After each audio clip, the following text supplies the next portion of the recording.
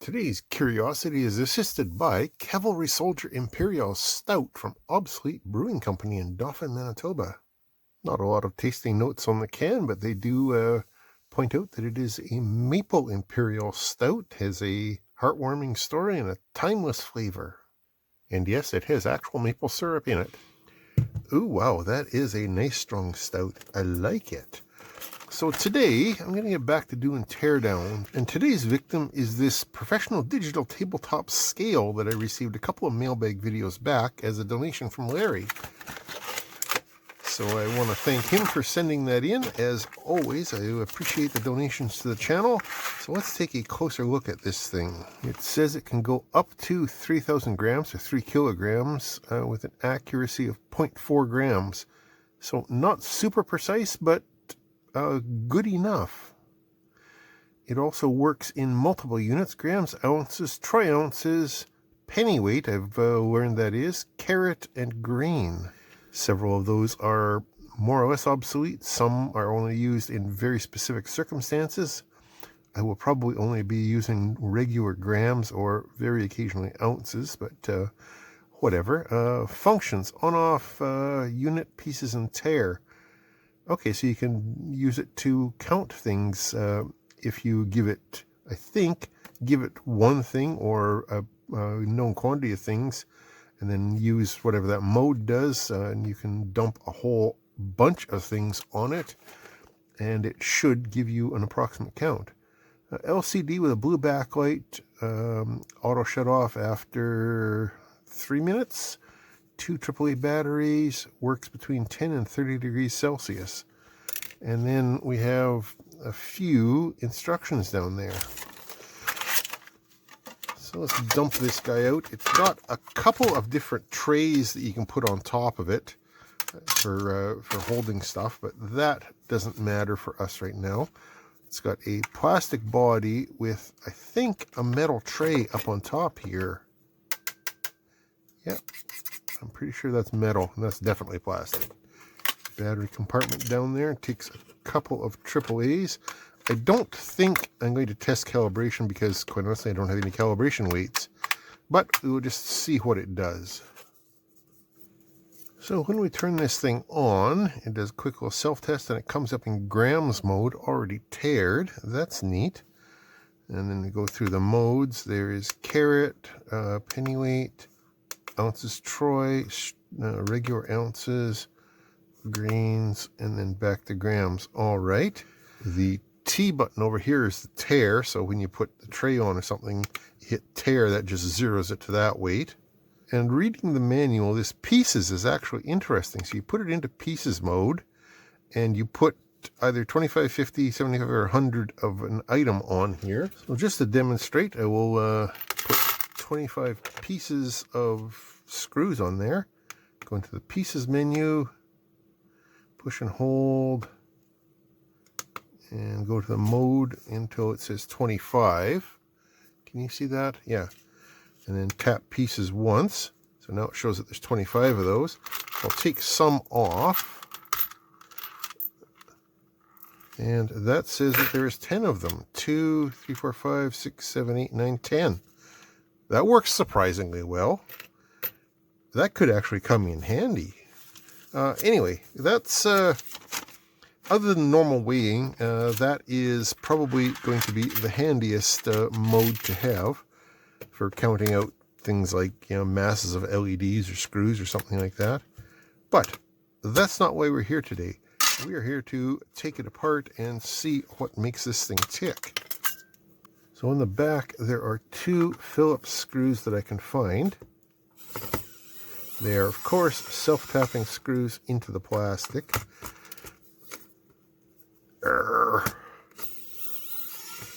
As such, they take a little bit of grunt to get out, but those are out. Now then, let's see how many clips there are hidden in here in addition to that holding the thing together. Actually, I think I can feel at least 1 screw under that label too. So before I break the thing completely, let's lift that label up and see what else is underneath it. Oh good, it's a paper label. Oh well, I guess I don't need that sticker anymore. I can just tape it back on afterwards anyway. Oh yeah, there's a couple of screws. Why is there two screws side by side? And what is underneath this little window here? Oh, so underneath there we see two screws there and two holes here. I'm not convinced that those are actually holding it together. Well, maybe they are. I think that might actually be the load cell. Maybe this will help. I'm not sure.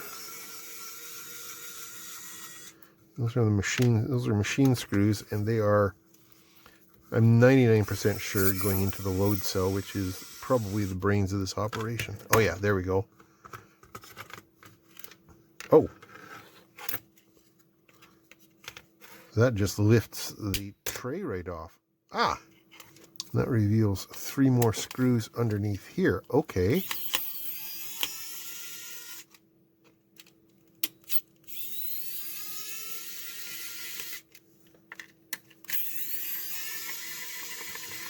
Now with those out of the way, does it want to open up any easier?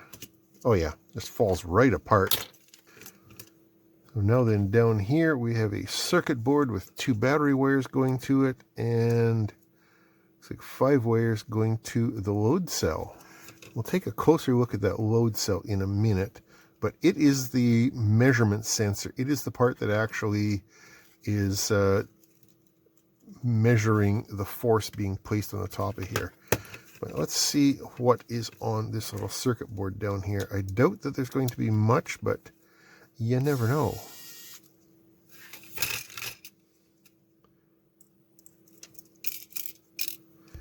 Now, this part that fell out is not exactly the backlight. It is a diffuser there, and you can see here there's a little mirror going into the back of a piece of glass, or actually, no, acrylic. That is taking this little LED here, reflecting it off that mirrored section and spreading it around behind the little LCD panel here to create the backlight. So that just slips back in like that. Other than that, on the board we have some little dome switches there. We have the inevitable blob and a smattering of little capacitors. And that is all. So back to this weighing element here. It is based on a couple of strain gauges, which are, there's one there and there's another one on the back there. And those two devices are mechanically coupled to the to this aluminum block. And when the aluminum block flexes ever so slightly, based on the weight being pushed down on here and prying against this fixed point here, this one side of this will stretch and the other side will compress, again, ever so slightly, but that's enough to move these strain gauges, which will cause a change in impedance. One will get higher, one will get lower. And then on the other end of these wires in the little blob chip here, there is probably what's called a Wheatstone bridge, which is a type of measuring circuit where you can compare a known resistance, a known impedance against an unknown one and watch for a change, and then it'll do some math and give you your answer. I will put a link down below to a Wikipedia article on the strain gauge because it is quite interesting. There's some deep math if you really want to go into it, but that is the basics.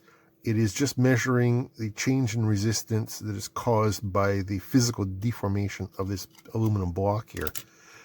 Very neat, and that is probably, if you take apart your bathroom scales, that is probably what you're going to find in there. If you take apart a truck scale, you'll probably find almost the same thing, only larger, and they'll be on all 4 corners of it. But regardless, that is a very, very common way of doing weights electronically. So that was a super quick teardown. It could have taken a lot longer if this was something other than just the anonymous blob. But, yeah, that was kind of neat to take apart. And more importantly, I've got a very useful device, thanks to Larry's donation to the channel. Now the trick is going to be putting it back together. The power button was on that side, which means the tare button was on this side, and then this goes in like that, being careful not to damage the LCD or anything else.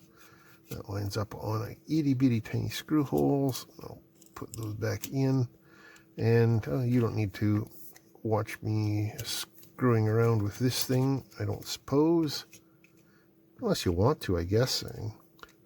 Who am I to tell you what to do for your amusement?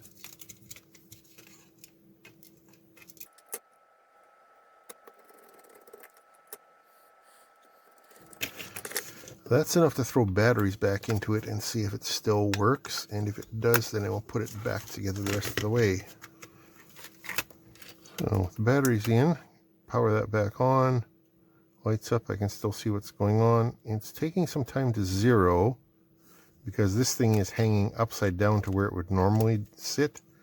So let's reassemble this a little bit more, and then you should be able to verify that everything still works.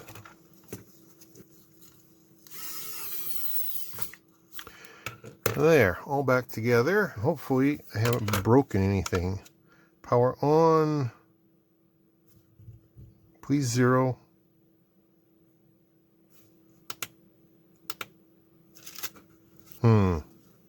Oh, that's not good. Bouncing all over the place. Oh, what have I done? What have I done?